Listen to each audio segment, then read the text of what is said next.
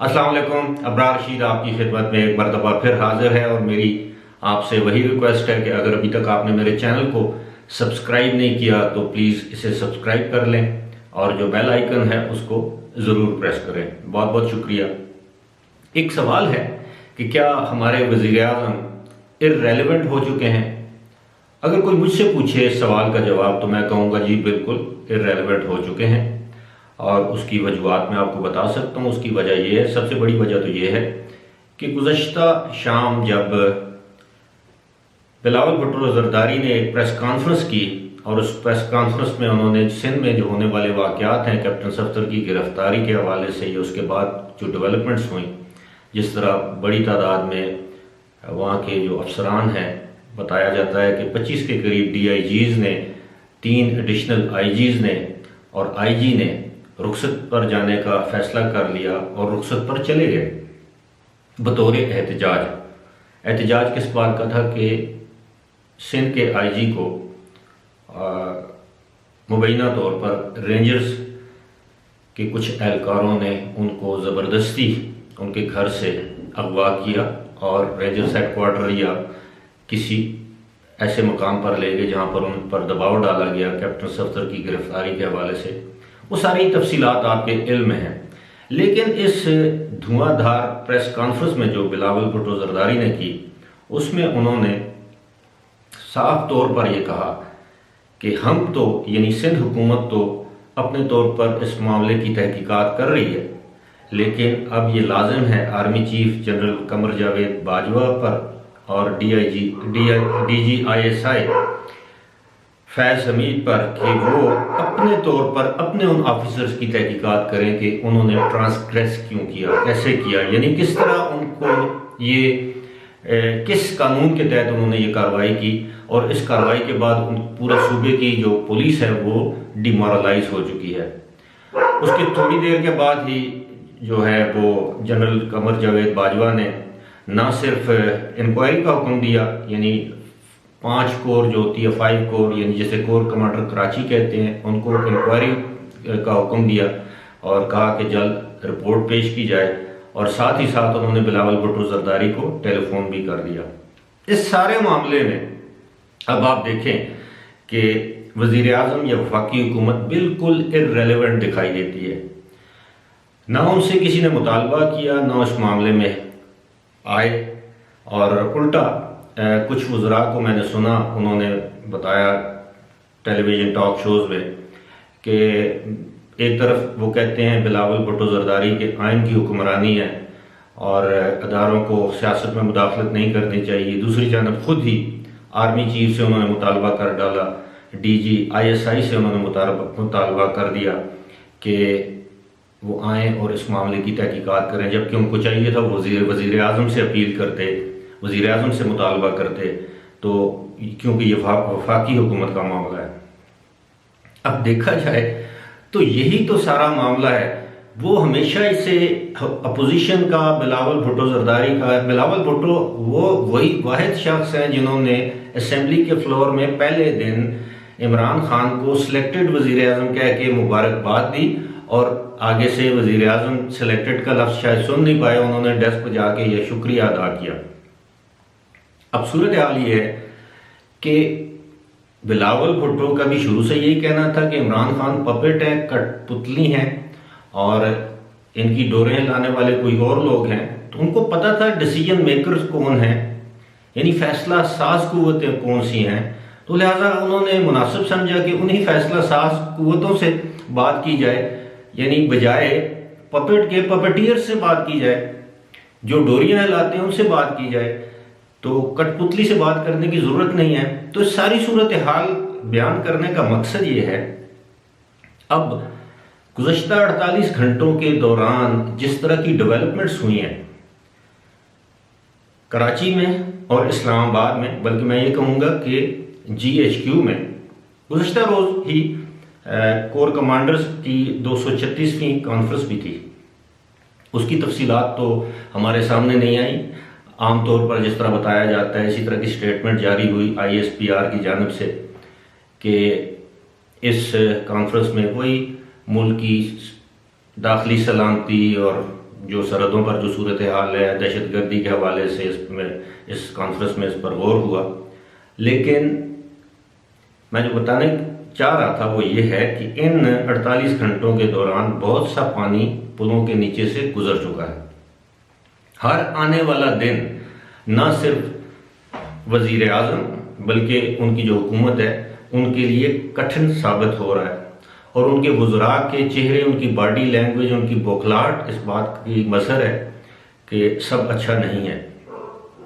अभी तो 2 जलसे हुए हैं PDM के या अपोजिशन के, और सूरत हाल ये हो गई है अगर मामला कोयटा के जलसे तक पहुंचता है, कोयटा के बाद मुल्तान के बाद पेशावर के बाद लाहौर जो 13 दिसंबर को है, तो मैं समझूंगा गनीमत है। उससे पहले बहुत कुछ हो जाएगा। अब क्या होगा? 2-3 ऑप्शंस हैं। एक तो यह है कि वजीर आज़म खुद असेंबली तहलील कर देंगे या उन पर दबाव हो तो कहते हैं मैं दबाव कबूल नहीं करता।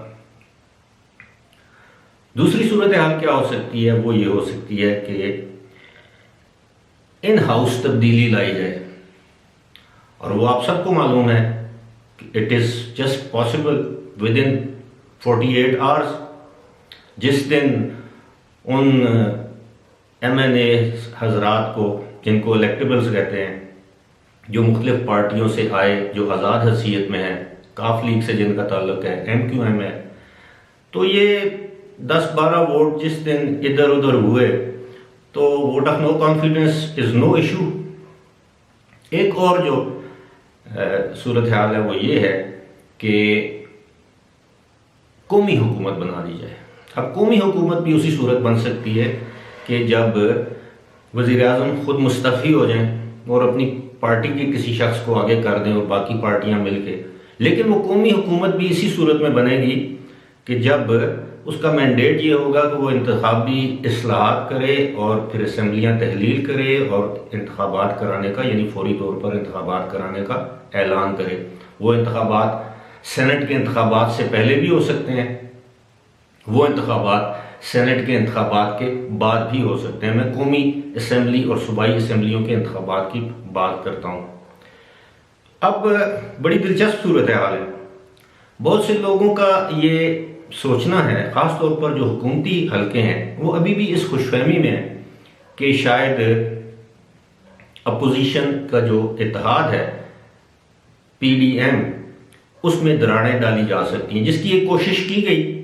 लेकिन आज बिलावल भुट्टो जरदारी ने जिस तरह कहा कि वो शर्मिंदा हैं, वो किसी को मुंह दिखाने के काबिल नहीं है कि उनके मेहमानों के साथ ये सलूक किया गया, और साथ ही साथ उन्होंने मुस्लिम लीग नून की जो क़यादत है उसके विजन की भी तारीफ की कि वो इस जाल में नहीं आए जो जाल बिछाया गया था।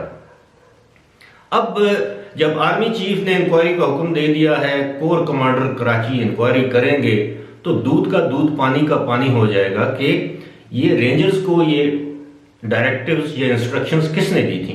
अब रेंजर्स जो हैं वो कि फौज का एक इदारा है, लेकिन जो सिंध रेंजर्स हैं वो बराह रास्त वजारत दाखिला के मातहत हैं, यानी वफाकी वजीर दाखिला ब्रिगेडियर एजाज शाह, जिनके बारे में हाल ही में साबिक DG FIA ने, बशीर मेमन ने इंटरव्यू में इंकशाफ किया था कि उन्होंने मुझे बुला के कहा कि अहमद नूरानी जो सहाफ़ी हैं उसकी टंगा पन दो, यानी उनकी टांगें तोड़ दो।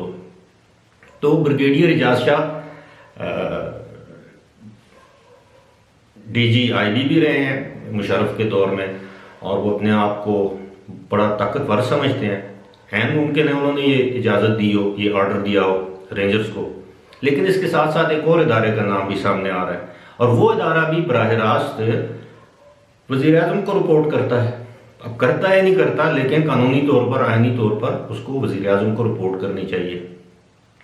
बहरहाल दूध का दूध, जिस तरह मैंने कहा, पानी का पानी तो हो जाएगा। लेकिन वो कहते हैं ना, तेरा क्या बनेगा कालिया। अब जिस शख्स ने इस किस्म की बराह रास्त फौज को और पुलिस को आमने सामने खड़ा कर दिया है, अपोजिशन और फौज तो आमने सामने पहले थी ही, लेकिन इस सारे मामले को जिस तरह डिफ्यूज किया है, आर्मी चीफ ने इंक्वायरी का हुक्म दे के फिर बिलावल भुट्टो जरदारी को फ़ोन करके, उस पर जाहिर है जो संजीदा हल्के हैं वो इसको एक अच्छी निगाह से देखते हैं, एक अच्छा कदम उठाया है। बावजूद इसके कि जलसे जुलूसों में जिस तरह उनके बारे में अपोजिशन बिलावल समेत जिस तरह वो उनके बारे में जो इजहार ख्याल करते रहे हैं अपने जलसों में, इसके बावजूद आर्मी चीफ ने जो कदम उठाया या जो फैसला किया वो काबिल सताइश है। लेकिन बात वही है कि होगा क्या, अब होगा क्या। 3 सिनारियोज तो मैंने आपके सामने रख दिए हैं। एक सिनारियो जो है ना वो बड़ा दिलचस्प है, वो ये है कि इमरान खान बिल आखिर असम्बलियाँ भी तोड़ सकते हैं, यानी कौमी असम्बली, पंजाब की असम्बली, और वो अपने आखिरी खिताब में ये भी कह सकते हैं जी कि देखें मैं शहीद बनने के लिए, यानी सियासी शहीद बनने के लिए वो ये भी कह सकते हैं देखें जी मैंने करप्ट लोगों पर, करप्ट सियासतदानों पर, माफियाज पर हाथ डाला, बिल आखिर जो है वो मुझे वो काम नहीं करने दिया गया, नवाज शरीफ को मेरी मर्जी के बगैर बाहर भेज दिया गया, बाकी सियासतदानों की जमानतें ले ली गई और माफिया आज़ाद फिरता रहा और मुझे काम नहीं करने दिया गया। ये वो इस तरह की जो एक किस्म की जिसे कहते हैं ना इल्ज़ाम तराशी करके ख़ुद को मजलूम और शहीद साबित करने के लिए वो असम्बलियाँ भी तहलील कर सकते हैं, ताकि आने वाले इलेक्शन में वो दोबारा आवाम के पास जा सकें और उनसे वोट मांग सकें। लेकिन वो ये भूल रहे होंगे, अगर वो ऐसा करेंगे तो वो ये भूल रहे होंगे कि इस वक्त कौम किस कदर इस हुकूमत से और इमरान खान की पॉलिसी से नालां है, क्योंकि गरीब का चूल्हा नहीं जल रहा, उसको 2 वक्त खाने के लिए रोटी मुयसर नहीं। यहाँ तक कि जो सफेद पोश तबका है उसकी हालत इज़ार पर भी रोना आता है।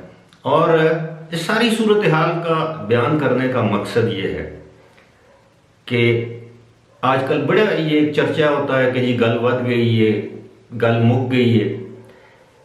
गल वध भी गई है, गल मुक गई है या नहीं मुक गई, लेकिन ये जो जिसे कहते हैं ना डिफाइनिंग मोमेंट्स थे, किसी भी सिचुएशन में डिफाइनिंग मोमेंट्स आते हैं, तो ये इनके जो नाअहल जिस भी शख्स ने ये काम किया है, करवाया है, इसका हुक्म दिया है, यकीनन ना वो पीटीआई की हुकूमत का, ना वो वज़ीर आज़म इमरान खान का, ना वो पाकिस्तान की फौज का बहीखा था।